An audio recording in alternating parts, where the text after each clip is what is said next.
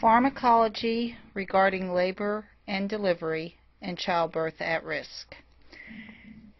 Induction of labor refers to labor that is artificially started. Common indications that we would induce would be prolonged rupture of membranes, because there's an increased risk of infection to the fetus and the mother, prolonged pregnancy, the placenta ages after 40 weeks gestation, so the farther we get past 40 weeks, the more likely we're going to have issues of it being able to produce enough amniotic fluid.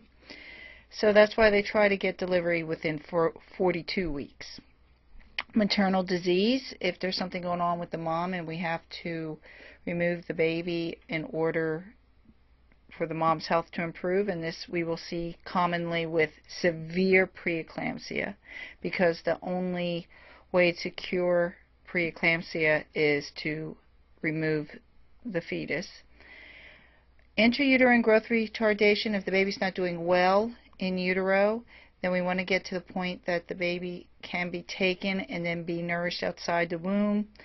It may be issues with the placenta, issues with mom's circulation, and also history of precipitous labors. If she has a history of very quick labors, it may be safer to be able to control it within a medical environment instead of risking her possibly going into labor at home. Before induction is begun, there are certain conditions to be met. First, longitudinal lie. That means it could be breech or it could be head first, but we cannot have it side to side with a shoulder presentation. The lungs are mature. That means we have an LACE ratio of 2:1, and we checked it by amniocentesis, and that the cervix is ripe. And that has to do with the Bishop score. Presenting part is engaged, because we don't want to risk of her putting into labor and then her water break, and we risk the cord coming first.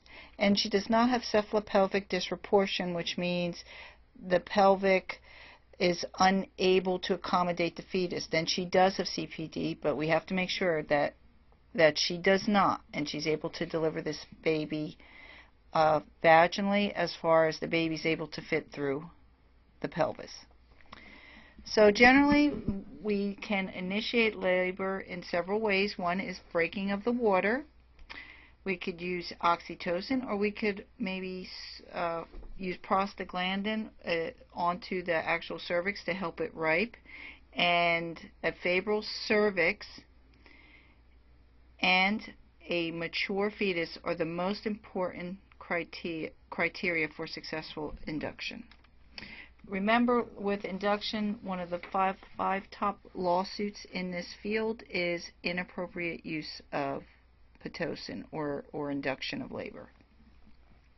So augmentation means that she is going into labor, but she needs some assistance. She's dilating very, very slowly. We're putting a lot of wear and tear on the uterus, contracting if we make the labor too long. So we may give her some Pitocin to help speed it up a little. Labor induction, we can use cervical ripening, and that would be the use of Cervidil, Prepidil, or Cytotec. And for us to do that, we have to have intact membranes. The Bishop score has to be, if it's less than 5 and we have intact membranes and there's no contractions, we can use this. However, if she has ruptured membranes and the Bishop score is greater than or equal to 5, then we can go ahead with the Pitocin. Now, we assess favorable cervixes by the Bishop score, and we went over this in lab, so here it is, where you look at each of these criteria and you add up your score. Even though we have a guideline of 5 or greater with ruptured membranes, the number 8 is better. If it's less than 6, which is equal or greater to 5, which we saw in the prior slide, we do have to do some type of cervical ripening. But if it's greater than 8, it's most likely to be successful. 9 means she's more than likely going to go in labor on her own very soon anyway. So oxytocin is a hormone secreted by the posterior pituitary gland. Pitocin is a synthetic form of oxytocin. It's a uterine stimulant. It causes uterine contractions in labor, and it facilitates milk injection during lactation, and it can also have antidiuretic and vasopressor effects. It can also be used for induction of labor, control postpartum or post-abortion hemorrhage, and intranasally it can stimulate lactation.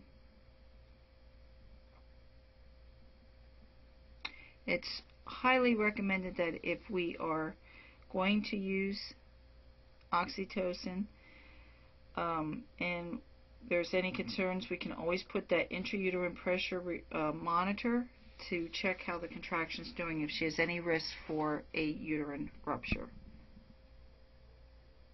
Now, the only concern is overstimulation of the uterus by improper administration can be hazardous to mother and fetus. Even with proper administration and adequate supervision, hypertonic contractions can occur in patients whose uterus are hypersensitive to oxytocin. That would mean that they are having contractions lasting longer than 90 to 100 seconds. And remember also, we got to have a minimum of a 30-second rest between the contractions. Except in unusual circumstances, oxytocin should not be administered in situations of fetal distress, partial placenta previa, prematurity, borderline CPD, which is our cephalopelvic disproportion, and if there has been any major surgery on the cervix or uterus, including C-sections. And that would be the fact that, remember, once you cut into the integrity of a muscle or skin, it is never 100% again. So there, you have to monitor anyone who's had a C-section very carefully if you're going to be using any type of oxytocin. Also, if they have grand multiparity, which means more than 5 vaginal births, these are all things that will be used in a judgment call by the provider. So what are some of our adverse effects? Well, the main dangers are that if you give too much too fast to a patient of high parity late in labor, her uterus may rupture. The sensitivity of the uterus to oxytocin varies greatly. Early in pregnancy, it is comparatively insensitive. What that means is that for Pitocin to work, the receptors have to be open for it to attach. And if she's not ready to go into labor, there's not many receptors open. That's her body's way of naturally getting oxytocin. So we're using the synthetic form. So if you just go ahead and give Pitocin at any time during a pregnancy when it's not near term, it's not going to work at all because she's not going to have any receptors open. Her body has to be close to term in order for that to happen. So in a pregnant patient, always give it by intravenous infusion, starting with a small dose. If you do not get the effect you want, give more, and we increase it. We're going to go over that after delivery, or you can safely give a bolus intravenous injection, or you can give it by IM. Remember, in giving oxytocin by infusion, it is possible to give her too much fluid at the same time, especially when you use oxytocin to induce labor early in pregnancy, because you're going to need very high doses for it to work if she's very early in her pregnancy.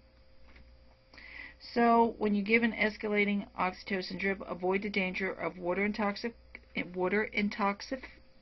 intoxication by giving it with normal saline or lactate ringers.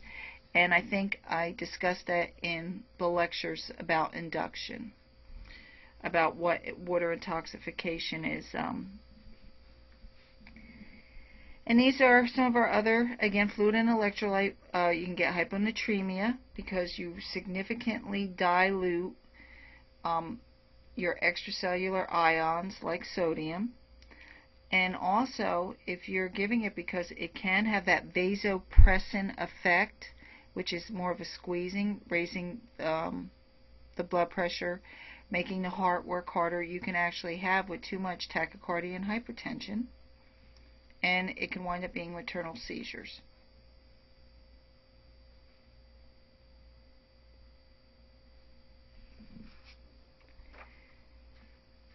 So remember that because of the antidiuretic effect again, that affects our fluid and electrolytes, the dose is always has to be at a slow rate, and increase it necessarily every half hour until she has the contraction she needs. And usually what we're looking for when we give Pitocin is 2 or 3 contractions every 10 minutes.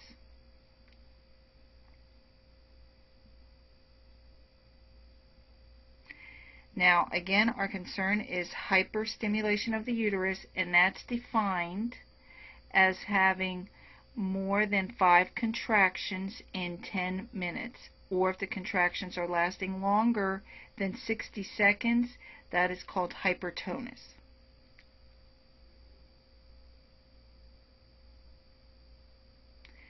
Water intoxication, some of the signs that we see in that will be reduced urine output,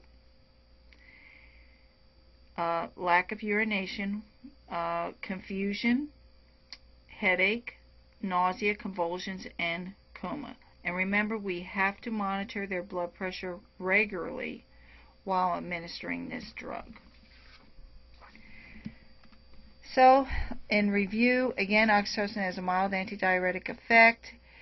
We have hyponatremia. We start seeing decreased urine output, resulting then possibly in anuria, confusion, headache, nausea, convulsions, and can wind up in a coma. We do not, being it has that vasopressin effect, we cannot use oxytocin. An interaction will be using other vasopressors, or the herb ephedra can also cause hypertension. And contraindications would be that they're hypersensitive, or if they have any of the things we were saying that were needed. If she has cephalopelvic disproportion, if the baby's in an unfavorable position, which means side to side, if she had a classical C-section, and that's also mentioned in one of the other lectures, which means it is going vertical, high vertical, instead of horizontal. If we have a hypertonic uterus, placenta previa, and of course herpes. If she has herpes, she cannot have a vaginal delivery. So basically, whenever a vag delivery is contraindicated, then of course you're not going to use Pitocin, because that's the purpose for using it.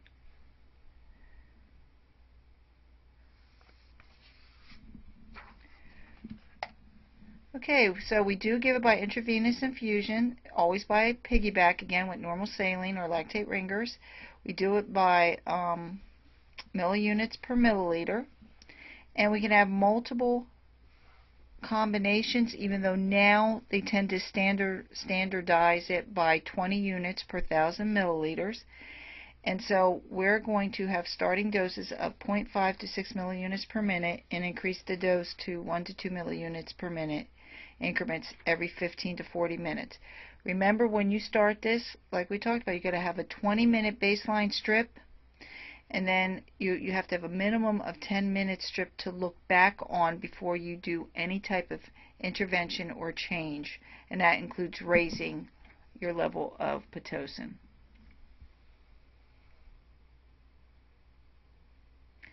Our whole goal, if we're using this for augmentation, is to achieve birth within 12 hours of admission.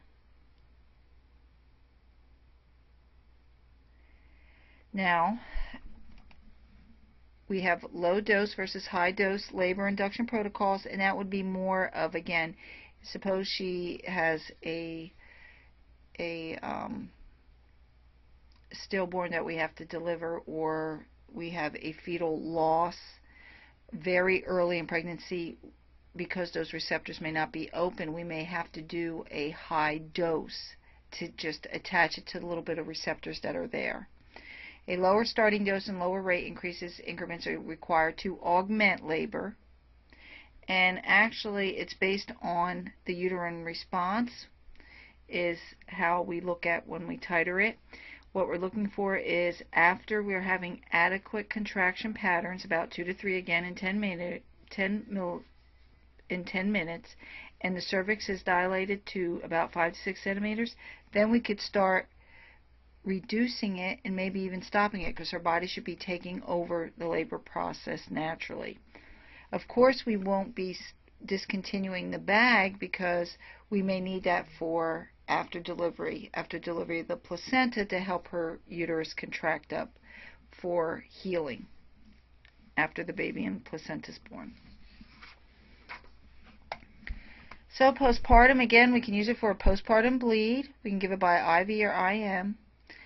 And with an IM injection, it will be 10 units after delivery of the placenta. And if we have a incomplete abortion or inevitable spontaneous abortion, we would also use that to help control the bleeding. So, okay, and then if we give it intravenous, we can have an immediate effect. Intramuscular may take 3 to 5 minutes, and this is excreted through the liver and urine. So what are our nursing implications? Remember, assess the fetal heart rate for at least 20 minutes prior to administration. That's our baseline strip. We're going to monitor the fetus. We have continuous fetal monitoring. We assess the fetal presentation, monitor character, frequency, duration of contractions. Make sure we're not getting hypertonus or hyperstimulation. And assess and chart the fetal heart rate. Remember, this is considered high risk, so we'll be doing this a lot more often. And BP, pulse, and respiratory rate is every 15 minutes, or agency protocol, because you put an automatic cuff on. We're going to monitor those maternal electrolytes, especially sodium, and we're going to watch for INO and vital signs and monitor for symptoms of water intoxication. If we have severe contractions, and first thing we do, of course, is shut off the Pitocin, put her on our left side, provide O2, and if we're unable to resolve that, then we may use magnesium sulfate to reverse or calm down the contractions.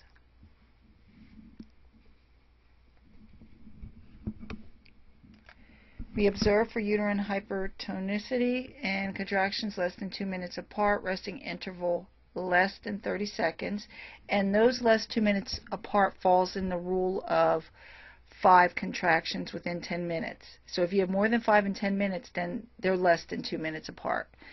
And duration longer than 90 to 120 seconds. And also, if she has an intrauterine pressure catheter, if the resting tone is greater than 20, then it's not fully relaxing in order to allow perfusion back to the placenta, which then ultimately the fetus does not get perfusion and circulation. So we will intervene. We stop the oxytocin, increase bolus or non-additive solution, normal saline or lactate ringers. We assist her to the sideline position, provide face mask, and notify the physician and reassess. If we use it for postpartum, we got to observe the uterus for firmness, height, and deviation. Observe the lochia, color, amount, and clots. Observe the vital signs every 15, and monitor INO. So when we look at our nursing process in our assessment, we are looking at fetal heart rate, uterine activity, fetal presentation, vital sign, and Bishop score for cervix readiness. Interview the client and review her history and records for contraindications. Our concern is, of course, risk for injury. And our plan is that the contractions will be enhanced without adverse maternal or fetal effects, and client's vital signs will be within acceptable ranges. For interventions, we do INO, we have mag sulfate available, we monitor uterine activity and fetal heart rate, and we position to enhance placental perfusion. We monitor for complications of decelerations or uterine rupture, hemorrhage, and shock, and we teach about the drug so the client knows its purpose. And of course, in evaluation, the patient will display effective labor progress and reassuring fetal heart rate tones. We also have Methergin. It's a uterine stimulant, and most of the time we use this is postpartum. Directly stimulates uterine and vascular smooth muscle, which also is a vasoconstrictor. We prevent and treat a postpartum or post-abortion hemorrhage caused by uterine atony or subinvolution. Subinvolution means that we have placental fragments, so it's not an early hemorrhage, it's more of a late hemorrhage. Some of the side effects, the big one is hypertension. That's the one we really worry about because this is such a significant vasoconstrictor. So they can go into dysrhythmias, have palpitations, and chest pain. And because they can have significant uterine pressure or pain from the cramping, when you give this drug, you may have to also give them a pain med. So we have to be careful. Concurrent use with vasopressors can cause hypertension.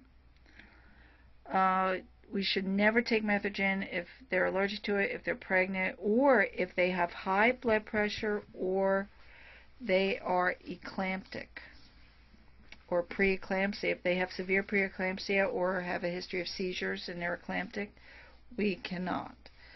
Contraindicated also in infection, blood vessel disorders. We have to be careful if they're a heavy smoker.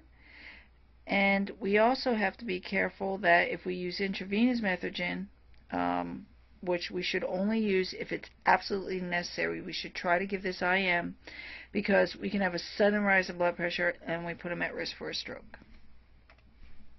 It's available PO and IM, which is preferred. IV use for emergency only due to risk of severe hypertension CVA. And we have our adult dose. And then after initial, we can go to 0.2 milligrams every 6 to 8 hours PO. So for nursing, we're going to monitor the vital signs, fundus, and vaginal discharge. Remember, Methogen acts directly on the uterine smooth muscle, causing a sustained tetanic effect that reduces uterine bleeding and shortens the third stage of labor.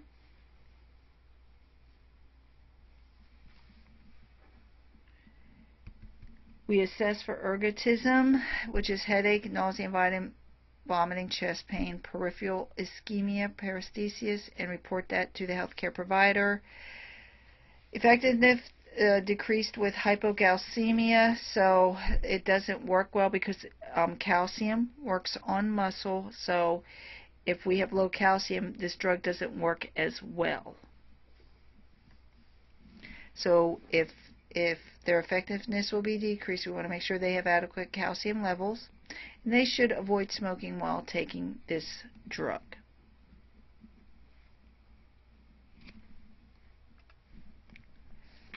So we're going to, in our assessment, assess lochia, vital signs, and uterine tone. They're at risk for injury and acute pain. Our goal is that their vital signs will be within normal limits, and they soak less than 1 pad per hour. So we're going to monitor the blood pressure, and we have to notify if it increases above 25 of their systolic baseline or 20 of their diastolic. Provide pain med, tell them not to smoke, and do not double up or miss a dose. And in evaluation, we have controlled bleeding and vital signs within normal limits. So prostaglandins, this is where we're going to have a ripened cervix. We'll use this, prostaglandins.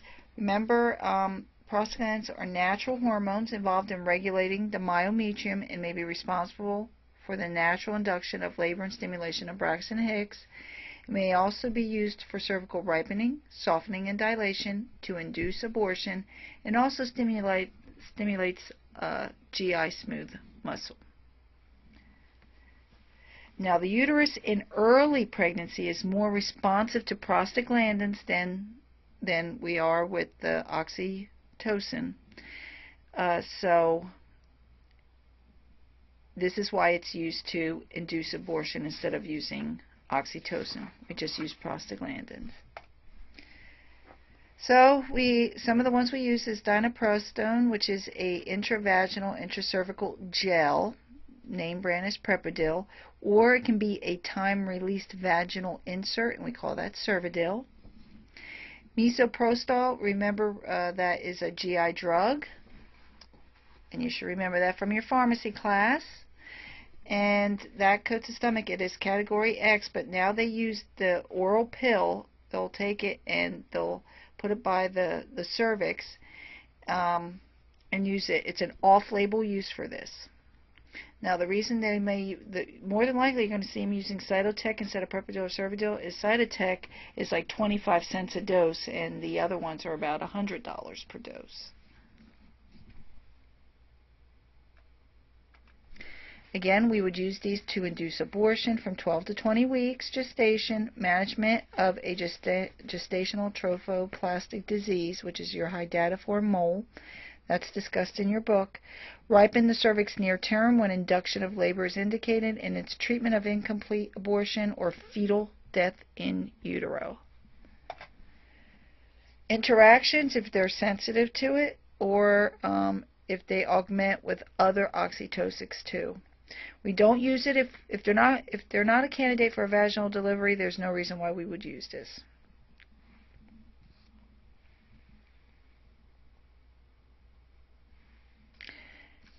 And we already know those situations where vaginal deliveries are contraindicated: cephalopelvic disproportion, previous classical C-section, placenta previa, PID, or active herpes. Okay, it's category C for dinoprostone and X for misoprostol. These are some of our prostaglandins in general. Side effects: diarrhea is a big one.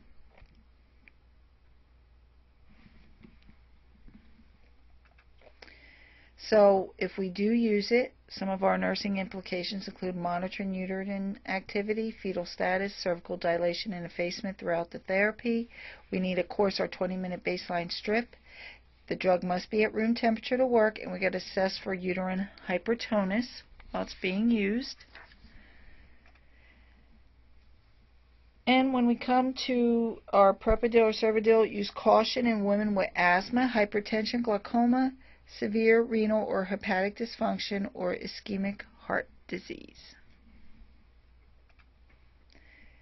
And this is explaining the difference between these two, which is one is time release and one's a gel.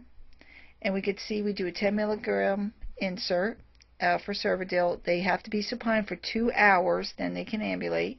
The drug is delivered up to 12 hours, and it's removed after 12 hours or the onset of labor.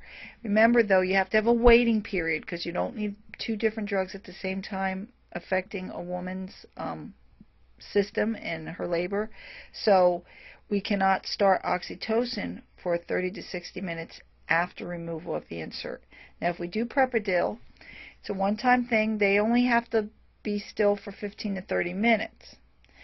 They have to have it repeated again in 6 to 12 hours. And we have to delay oxytocin for 6 to 12 hours compared to the Cervidil, which is 30 to 60 minutes.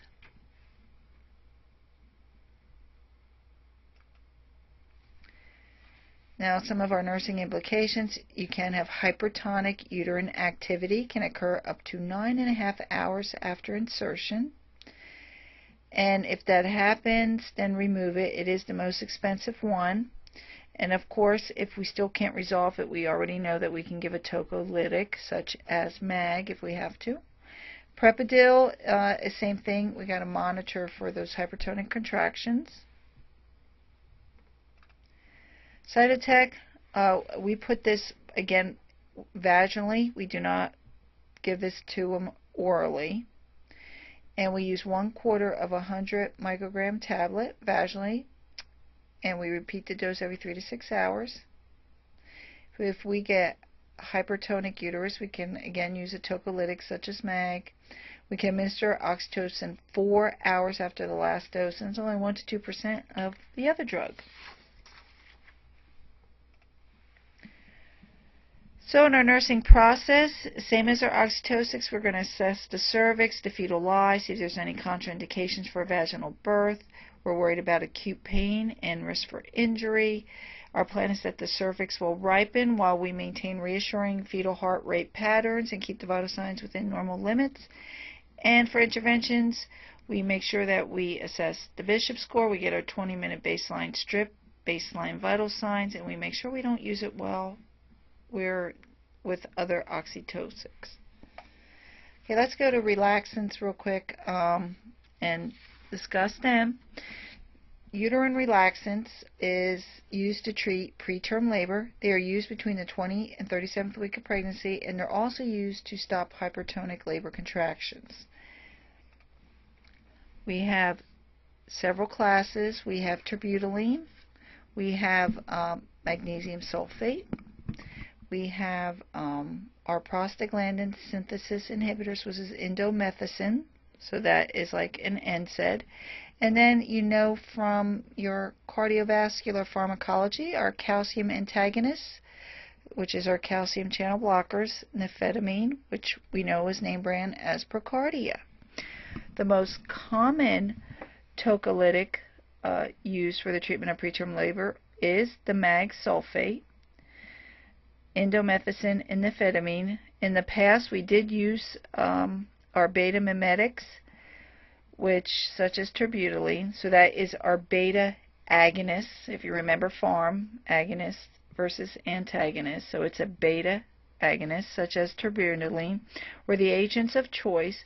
But in recent years, their use has been significantly curtailed due to maternal and fetal side effects. And it was particularly on the mom we would have, because a lot of times they would go home on terbutaline. We would start at IV and then switch to PO, so they can go home to manage a preterm labor. And because it was an agonist, a beta agonist, what would wind up happening is that they would start having maternal tachycardia and hyperglycemia and palpitations. Now, if that drug is doing that to mom, it's also giving fetal tachycardia. However, what could wind up happening from that is that it could lead to pulmonary edema, myocardial ischemia, and cardiac arrhythmias. So, with terbutaline, in February of 2010, the FDA required a black box warning and contraindication of terbutaline prescribing information to warn about the risk of use in preterm labor. The decision was based on reports of deaths and serious adverse reactions, just like we were talking about the tachycardia, transient hyperglycemia, hypokalemia, and arrhythmias, pulmonary edema, followed by the prolonged administration of oral or injectable terbutaline to pregnant women. And the FDA concluded that the risk of serious adverse effects outweighs any potential benefit to pregnant women receiving prolonged treatment with terbutaline injection or acute prolonged treatment with oral. So they're saying that this should not, if this is used, it should not be beyond 48 to 72 hours. And so they're not going home on an oral drug anymore, is the recommendations based on that black box. In magnesium, just so you know, it's also used as an anticonvulsant in severe preeclampsia.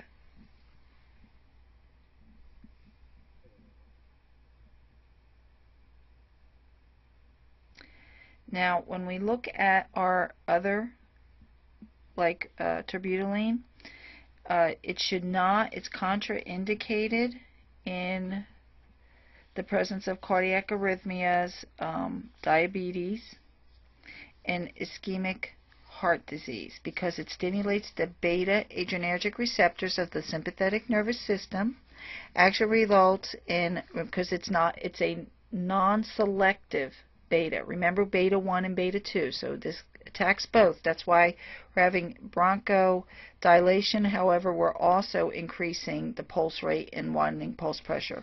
The action results in bronchodilation, inhibition of uterine muscle activity, increases pulse rate, and widens the pulse pressure. The dosage and route is, it can be given POSC or IV. Intravenously, we start with our milligrams per minute, and we increase it every 10 to 30 minutes until contractions and frequency is 6 or fewer in an hour.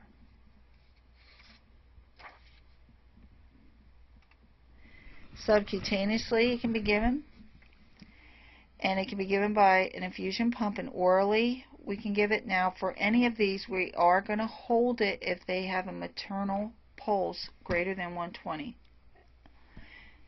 Now, chances are we're really not going to be giving these oral doses anymore, but that's what we got to monitor for, is that severe tachycardia. When changing from IV to oral therapy, we have to give the oral dose 30 minutes before discontinuing the IV.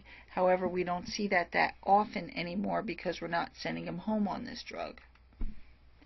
Contraindications: if they're hypersensitive, if their pregnancy prior to 20 weeks, and conditions that can be adversely affected by being on a beta-adrenergic agent. That would be your uncontrolled diabetes, cardiac dysrhythmias, uncontrolled hypertension, hyperthyroid, hypovolemia, and bronchial asthma treated with other beta-adrenergic agents or steroids.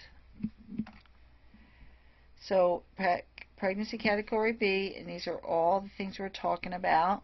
I don't have to go over them again because we've been talking about what it's been doing. Okay, and for fetal, what we worry about fetal, if that baby's born within that time, or we're unable to control the labor, she's been getting this terbutaline, and then she delivers, the baby could be hyperglycemic, and also our concern on the strip is tachycardia. Concurrent use with other adrenergics has an additive adrenergic effect, so we have to be careful with our patients with asthma. We got to assess them closely, and we're taking away the effect if we're concurrently using beta blockers, because that's antagonizing the effects. We also got to be careful in interaction of using ephedra, because that can increase the stimulant effect. So we're going to monitor lung sounds again because we're worried about that pulmonary edema. We're going to monitor maternal and newborn glucose for hypoglycemia. Again, just like if we're raising blood sugar in the diabetic, because that's a side effect, that's why we're careful in diabetes, the newborn may be hyperglycemic at the time with the insulin in utero, but when it's born, it's taken away from its source, and then what winds up happening is the pancreas, it keeps still producing a lot of insulin, and we get the opposite effect after birth, because it didn't have a chance to titer its insulin production down. It's been used to producing a lot of insulin, being exposed to mom's hyperglycemia. So in utero, it's hyperglycemic, produces a lot of insulin. We born the baby, and then suddenly it becomes hypoglycemic. Okay, monitor maternal electrolytes, and we got to monitor for hypokalemia and assess vital signs, apical pulse before each intermittent dose.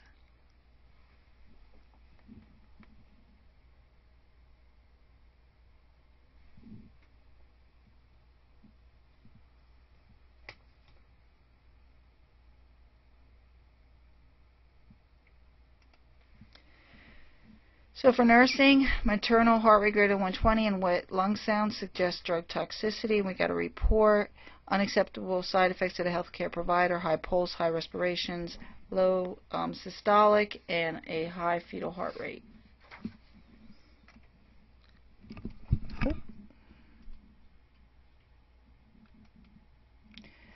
We're going to assess contractions, reporting continuing uterine activity. Assess the fetal heart rate, encourage her to empty her bladder, and if we have to reverse these effects, we'll give propranolol, which is a beta blocker, to reverse severe effects. So in terbutaline, our nursing process would be identify the client who's at risk for PTL, complete history, vital signs, fetal heart rate, urinalysis, any baseline lung sounds, labs, and then she is at risk for activity intolerance, altered health maintenance, knowledge deficit, and fear. So our plan is to have the preterm contractions be eliminated and have no further cervical change. So we're going to monitor maternal and fetal vital signs every 15 minutes, report blood pressure decreases, osculate breath sounds, and monitor uterine activity, report fetal heart rate. If it's Usually it'll get, if it gets greater than 160, the next cutoff absolutely is 180. And non-reassuring patterns, we got to report any type of rupture of membranes or vaginal bleeding. We're going to monitor newborn for hypoglycemia if born within 5 hours of a discontinued beta drug. And we got to teach the client on signs of preterm labor if we do stop it, and instruct her on what to report. Now let's go to procardia. It relaxes smooth muscles, including the uterus, by blocking calcium entry, and it is now a first-line tocolytic, or to be continued treatment after stabilizing with mag sulfate, because we cannot keep them on mag for longer than 72 hours.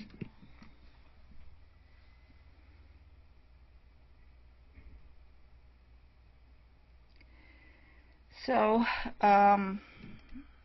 loading dose, again, we know nifedipine as a calcium channel blocker, and a systemic review of this found that it had significantly fewer maternal adverse effects than our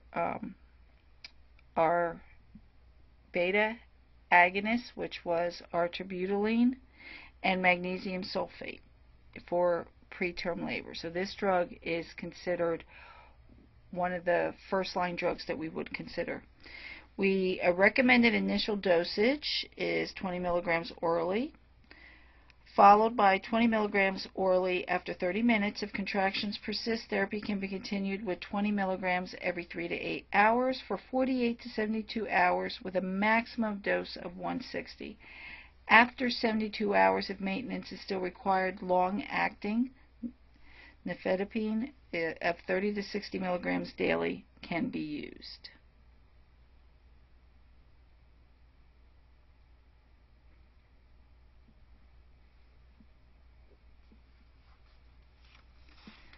Okay. Now, some of our adverse effects, of course, what we're worried about is we're giving a cardiac drug to someone who doesn't have a cardiac problem, so we could have maternal hypotension happen, and that can affect perfusion.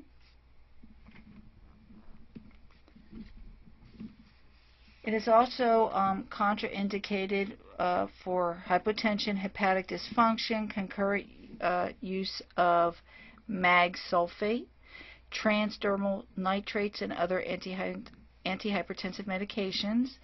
Other commonly reported side effects include maternal tachycardia, and that would be related really as compensation for the hypotension, and flushing, headaches, dizziness, and nausea. Continuous monitoring of the fetal heart rate is recommended as long as the patient has contractions. And we've got to carefully monitor pulse and blood pressure. Pregnancy women with liver disease should not be prescribed this drug.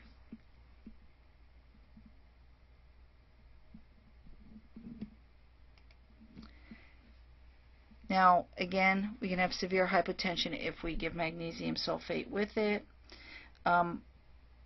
Both of them are very good in delaying delivery of at least 42 hours.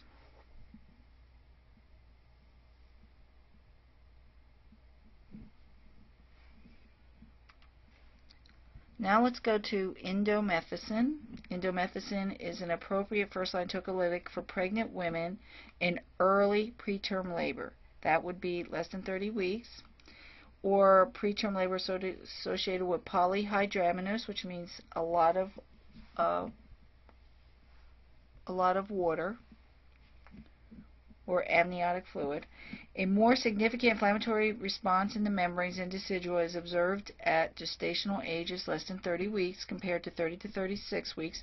Indomethacin reduces prostaglandin synthesis from those decidual macrophages.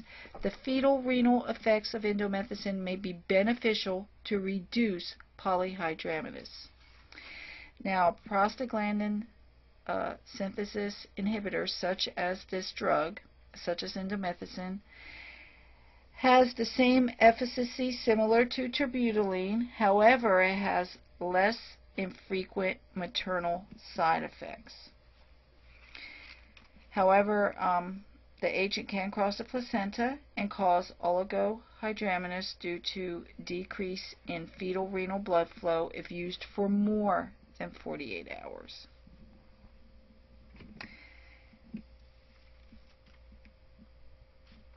Now, what they're saying now is that mag sulfate has more maternal problems. We have more issues with mother. However, this drug, indomethacin, is associated more with fetal and neonatal toxicity.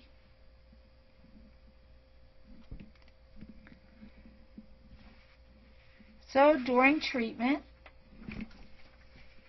urine output, maternal temperature, and amniotic fluid index should be evaluated because of the risk of oligohydramnios. The initial dose is 100 milligrams done rectally, followed by 50 milligrams PO every 6 hours for 8 doses. If oligohydramnios occurs, the amniotic fluid usually reaccumulates when we stop the drug.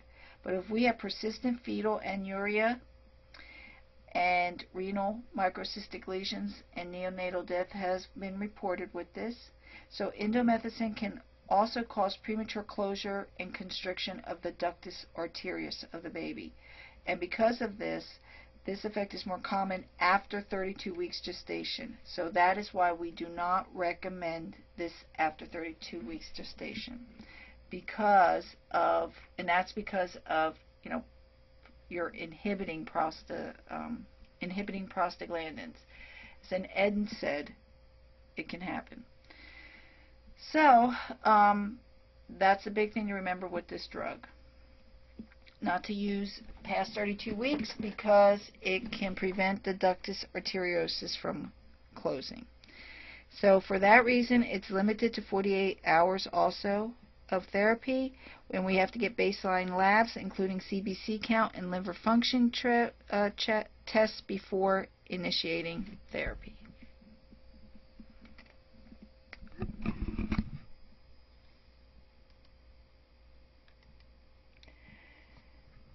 It is pregnancy category D. These are all our adverse effects.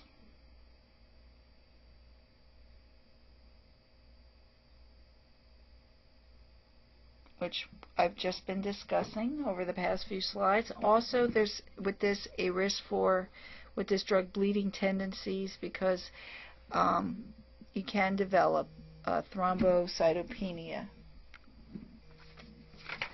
Okay, next, and again, everything I just said, do not use for women with bleeding tendencies. Use when other methods fail, or gestational age is less than 32 weeks. Administer with food or use rectal route to decrease GI distress. Again, determine amniotic fluid volume and function of fetal ductus arteriosus before initiating therapy and within 48 hours of discontinuing. And monitor for signs, because it is a tocolytic. We're relaxing labor for postpartum hemorrhage. So let's go on to magnesium sulfate. This is the big guns, because it is a CNS depressant. It relaxes smooth muscle, including the uterus. It's also used as an anticonvulsant in preeclampsia or severe eclampsia, and its unlabeled use is preterm labor.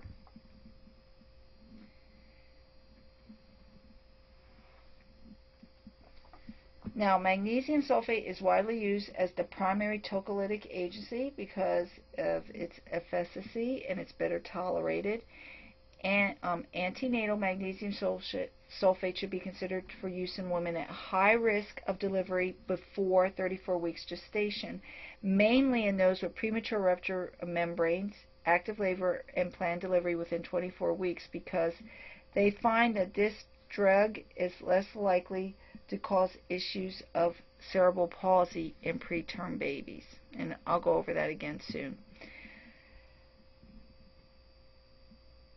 Because duration of treatment, especially for neuroprotection, That's why, of the preterm baby. In fact, now they have policies about that this is more of a drug of choice again in preterm, less than 34 weeks gestation.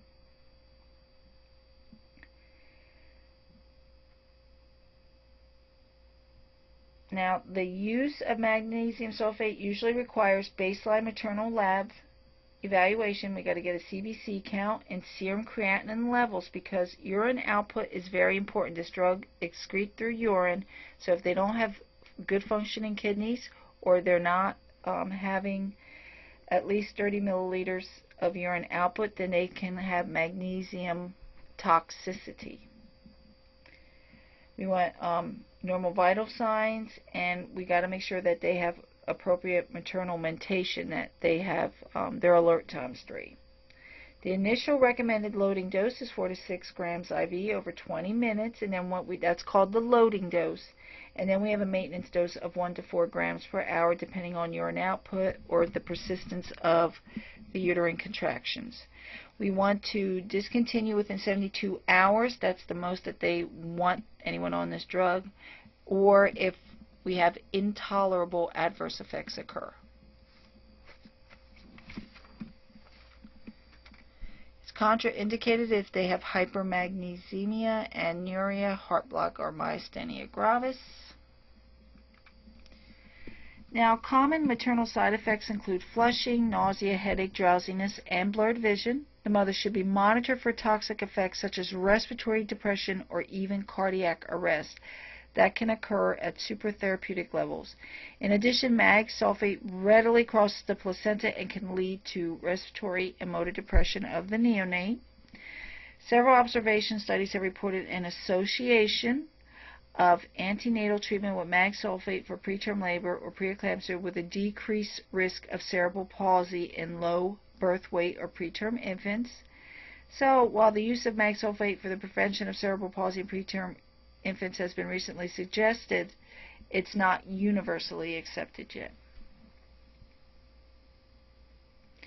Usually they will complain about that flushing or feeling of warmth when you do your loading dose in the beginning. And then they'll have less of that under the maintenance dose. So intolerable, which means we have to stop the drug and report this, is respiratory rates less than 12, pulmonary edema, if they have absent deep tendon reflexes, that's one of the assessments we should do, chest pain, severe hypotension, altered level of consciousness. We need urine output, even though we say 30, ideal is 50. And we're going to regularly check for mag levels, and if it's greater than 10 milliequivalents per liter or 9 milligrams per deciliter, then she is toxic. Also, we're going to look for fetal adverse effects, and this is by sonogram. They can tell if they have a decreased breathing movement, reduced fetal heart rate variability. If mag is given close to delivery, we're going to have low abcords, hypotonia, weakness, and lethargy in our neonate. Fetal levels of magnesium reaches more than 90% of maternal levels within 3 hours of administration. So we got to observe that newborn 24 to 48 hours for mag effects after delivery. So our therapeutic mag range is 5 to 8 milligrams per deciliter, unless there's something different for agency protocol. Remember, calcium gluconate is our antidote to reverse toxicity. We push it over 3 minutes. Maintenance of mag sulfate therapy requires careful assessment. We got to monitor again visual symptoms, DTRs, cardiac rate, and we discontinue it when we have any evidence of toxicity. Urine output should be carefully monitored, I'm saying it again, and ideally maintained of greater than 50. We want to limit intravenous intake to prevent pulmonary edema, so we got to be very careful if we have a second bag hanging. And serum mag levels may be obtained 1 hour after the loading dose and then every 6 hours, and the maintenance dosage should be titrated to maintain those levels. Ideally, the wider range is 4 to 8. Again, based on agency protocol, 5 to 8, and some may have it at 4 to 8. Since the primary therapeutic goal of tocolysis is to delay preterm labor within the 48 hours from the initiation of steroids, so what we always do is if we have someone in preterm labor, we do steroid therapy to the baby to mature the lungs, just in case.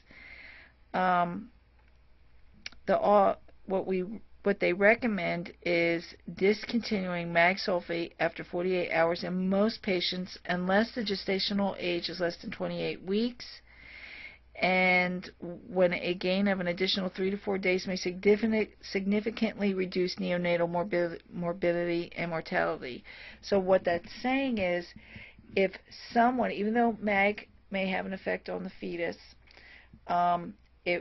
you can continue it beyond your 72 hours if you're gaining 3 or 4 days of growth for a very, very preterm baby, because that can make a big difference on mortality, if that baby will survive at all.